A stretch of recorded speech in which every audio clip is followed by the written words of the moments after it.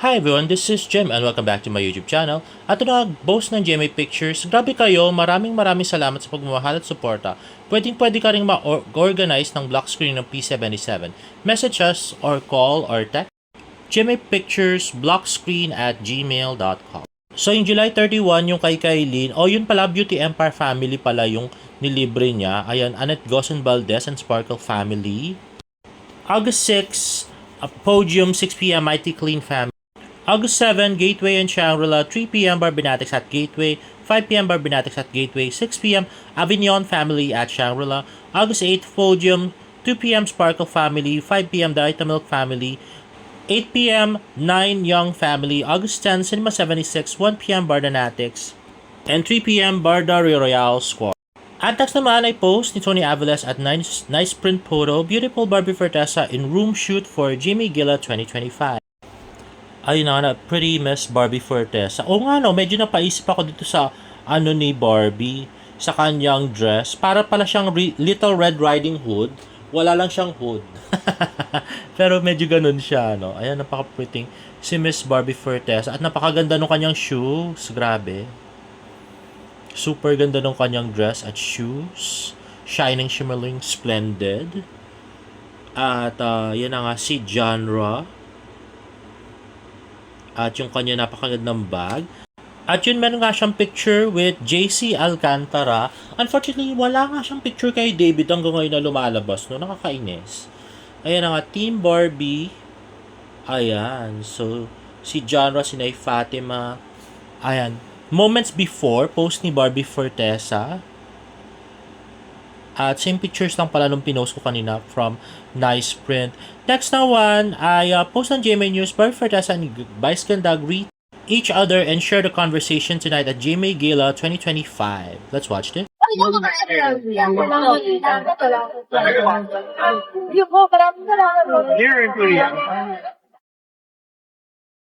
Yun na nga, bakit kaya nag-thank you si Barbie kay Vice? At pero Magchinelas. Yeah. For me. Oo, naka-heels eh. So, it's to unwind and just relax. Definitely celebrate with friends. Wow, deserve. Please say hello to our Pepsters. Hi, Pepsters. Hi, Hello, Pepsters. Pepsters. Thank you. Thank you. ayun na nga, diba? So, si Barbie at saka si Jameson may interview together at lahat. Pero yung Barda, wala talaga.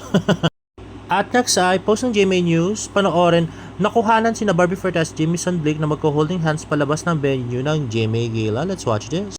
At ayan na nga, so, meron ng video, alam ko may nag-upload ng video na ganito, ay in-upload na ng ganito na video sa FB at parang umabot na ng 2 million views na yata, if I'm not mistaken. So, trending talaga ng topic nung holding hands ni Jameson Blake at saka ni Barbie Fortesa sa GMA Gala.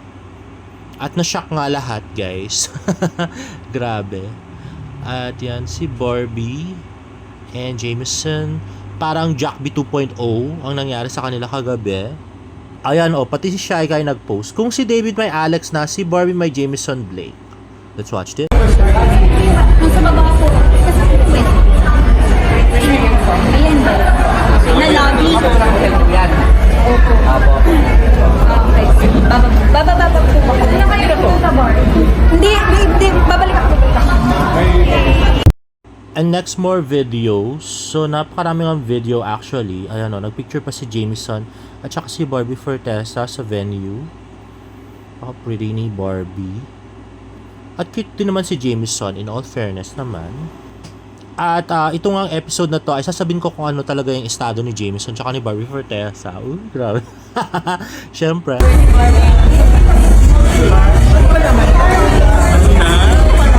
Hi, Kuya MJ. Mag-iiyak ka naman. Ano ba tawag? Nahiya naman ko sabihin na hindi na marfo. Ano ba yan? Iyang-iyang.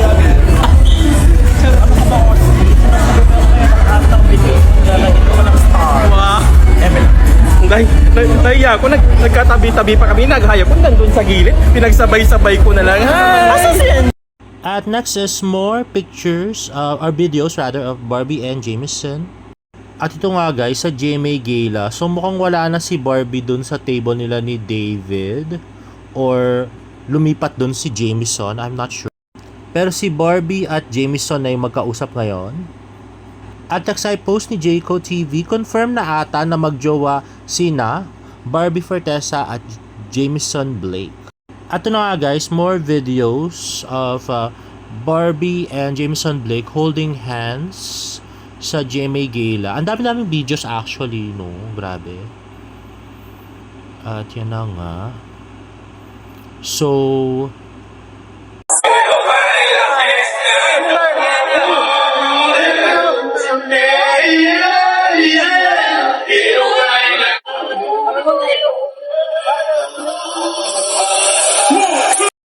ayun na nga, more videos of Barbie Fortesa and Jameson Blake. At sobrang saya nga ni Jameson.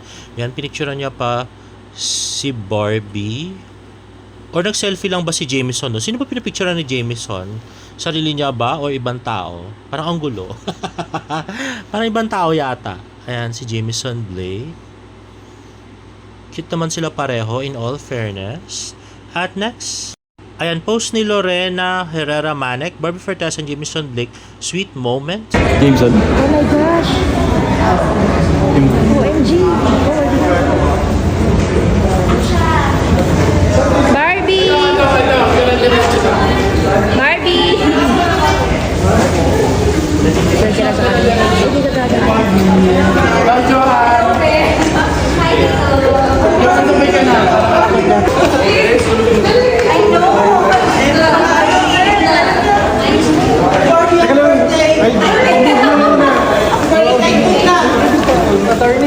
Picture Barbie!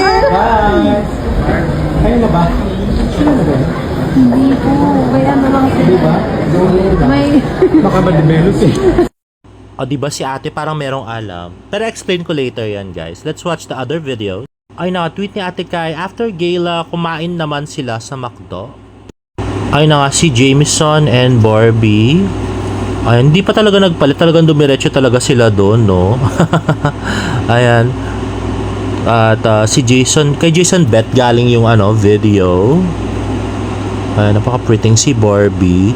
Kahit man siguro proud na proud kasama si Barbie sa ganyan, di ba? At nandun si Vi.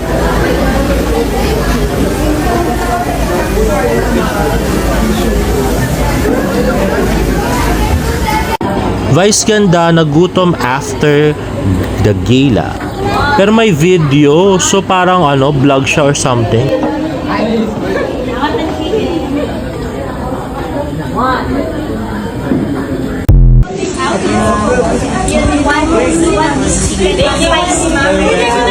Ay, nasusunod na yan, nasusunod na, oh.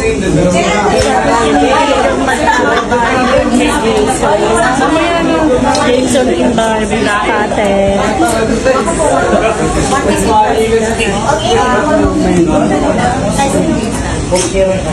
Uy, magpindot na kayo.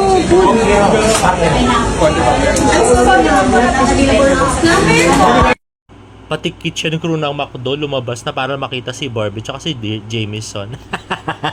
Grabe. Ang cute naman kasi nila together eh. Pero explain ko kung bakit ganyan guys, na huwag kayong mag-alala. So, next. Grabe, ang dalang mo lang kumain ng McDo tapos makikita mo si Barbie Fortesa at saka si Jameson Blake na nakaayos na ganyan, di ba? At yun na mukhang pumesto pa sa second floor si Jameson Blake at saka si Miss Barbie Fortesa. At yung quote niya nga ay binigay niya nga kay Barbie. O, di ba nilamig yata si Barbie Fortesa? At next naman ay yung TikTok live ni Miss Tony Aviles at saka ni Genre. Let's watch this. Kita nyo lang online. Diyos ko, niyanig lang kayo guys.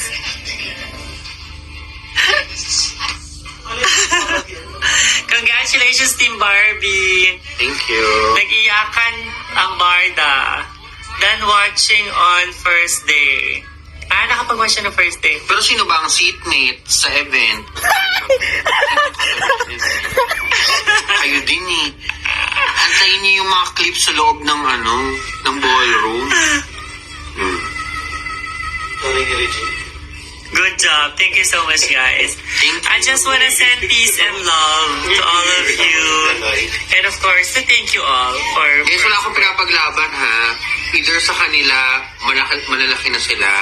What I want is, wag nyo lang, be respectful to everyone. Yelo dito sa...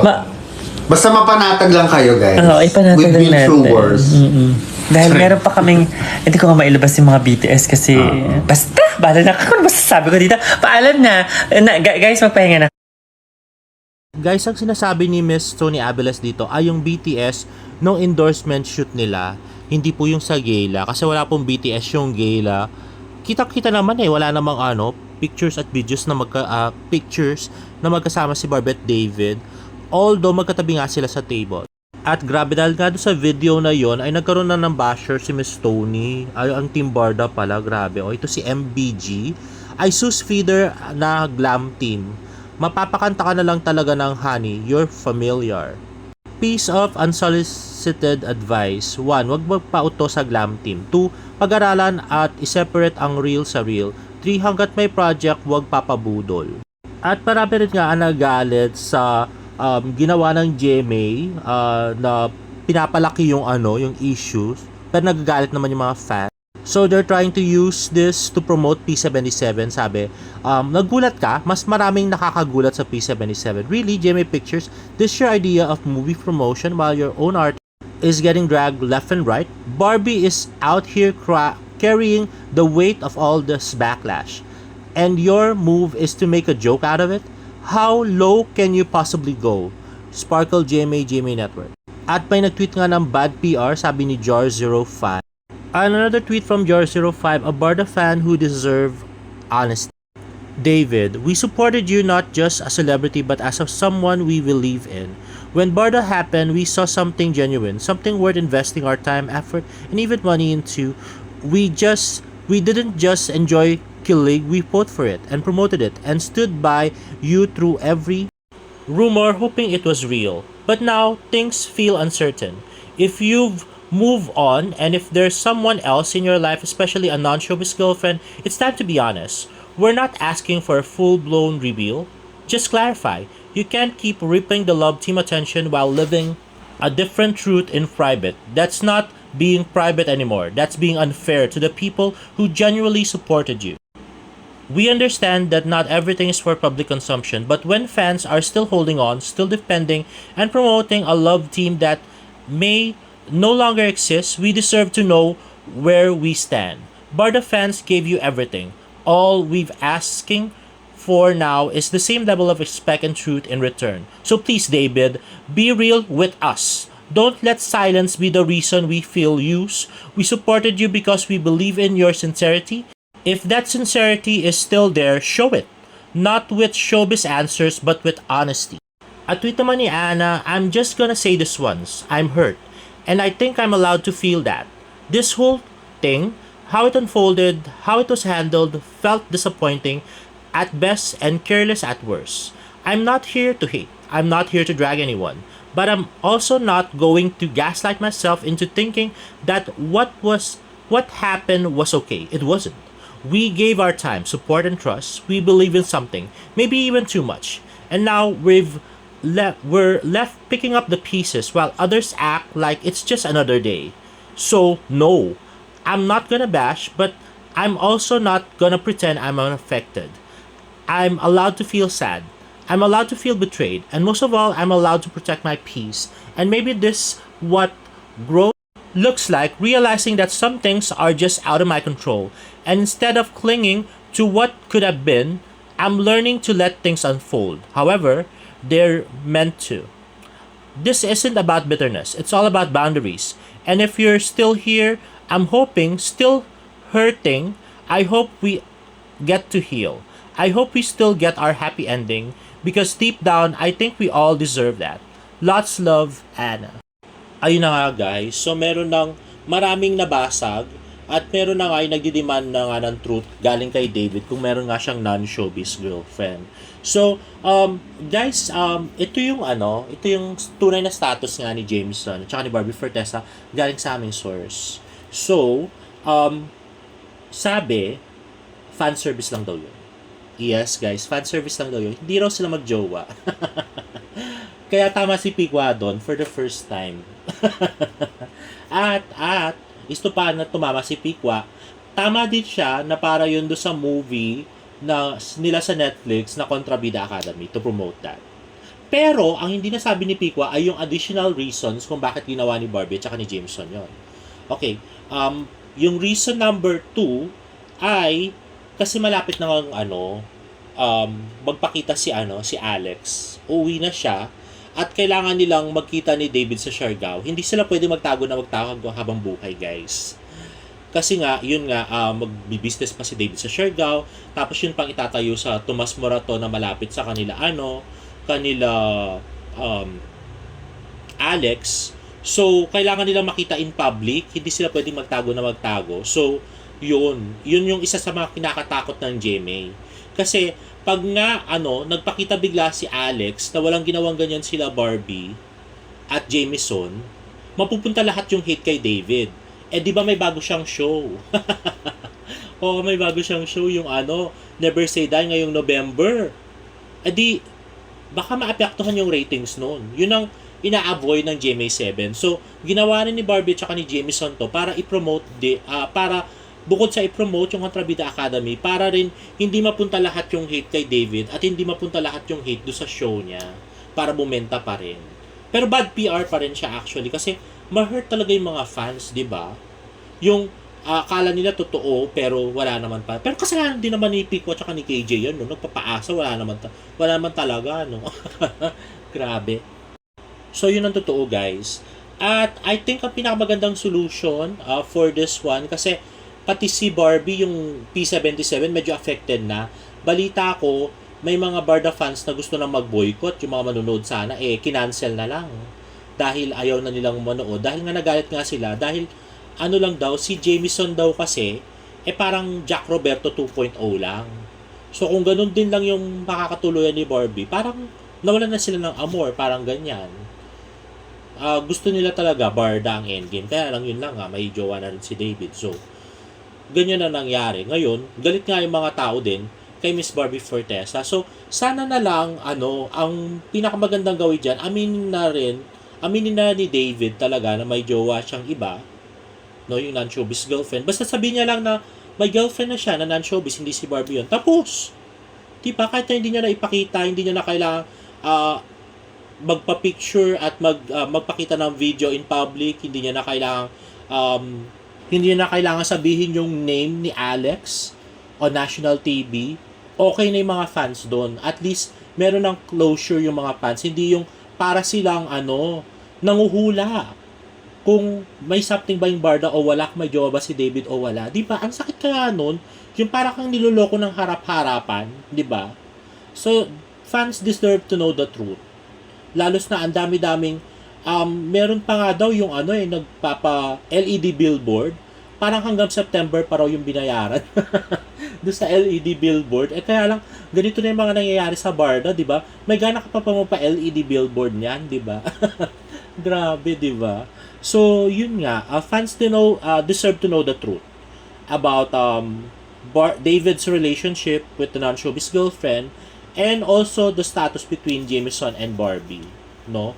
Para na sila mapanatag. So, after nun, at least hindi puro galit yung mangyayari at puro kasi pagka walang umamin yan, tapos nalaman nga nila, nakita pa nila, nagkaroon pa ng video, nakita nga si David kasama si Alex sa Siargao or wherever, mas malala yun kasi maging super sinungaling nun ni David, diba? So, mas maganda talaga aminin na talaga na may non-showbiz girlfriend, no? Fans deserve to know the truth. Lalo na sa mga sitwasyon na to, kung ayaw nyo mabash ng todo, at kung gusto nyo parang protektahan yung mga career nyo, di ba? Anyway guys, if you like this video, please give it a thumbs up and please subscribe to my YouTube channel for more updates. See you on my next vlog. Bye!